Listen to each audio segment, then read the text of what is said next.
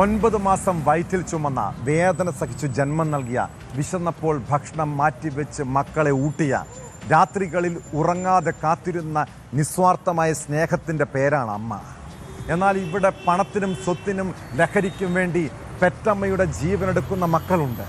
നിസ്സാരമായ തർക്കങ്ങളിൽ പോലും അമ്മയെ കൊലപ്പെടുത്തുന്നവർ. പത്തനംതിട്ട കടപ്പുറയിൽ അമ്മയെ കൊലപ്പെടുത്തിയത് മകനും പെൺസുഹൃത്തും ചേർന്നാണ്. കേസിൽ കടപ്പുറ സ്വദേശി ടിജോ തോമസിനെയും ശക്തികുളങ്ങര സ്വദേശി റിൻസിയെയും പോലീസ് അറസ്റ്റ് ചെയ്തു. ടിജോ അമ്മ പൊന്നമ്മയെ മർദ്ദിച്ച് കൊലപ്പെടുത്തിയെന്നാണ് കേസ്. അസ്വാഭാവിക മരണത്തിന് കേസെടുത്ത പോലീസിന്റെ സംശയമാണ് കേസിൽ വഴിത്തിരിവായത്.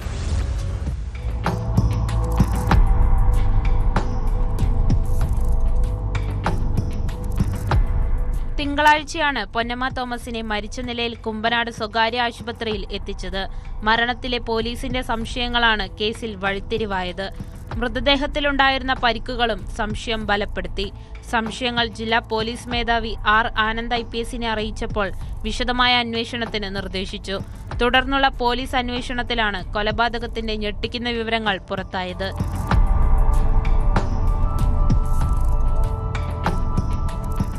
പൊന്നമ്മ തോമസിനൊപ്പമാണ് മകൻ ഡിജോ തോമസും താമസിച്ചിരുന്നത്. ഭാര്യയുമായി അകന്നു കഴിഞ്ഞിരുന്ന ഡിജോ തോമസ് ശക്തികുളങ്ങര സ്വദേശിയായ റിൻസിമോളും ഒന്നിച്ചാണ് കുറെ കാലമായി വീട്ടിൽ താമസിച്ചിരുന്നത്. സംഭവ ദിവസം ഡിജോ തോമസും റിൻസിമോളും തമ്മിലുള്ള തർക്കത്തിൽ പൊന്നമ്മ തോമസ് ഇടപെട്ടതാണ് കൊലപാതകത്തിന് കാരണം.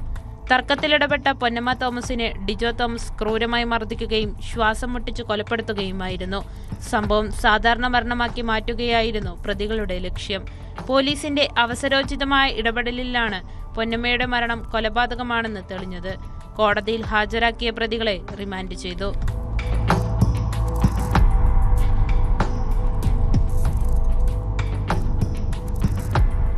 ന്യൂസ് 18 പത്തനംതിട്ട.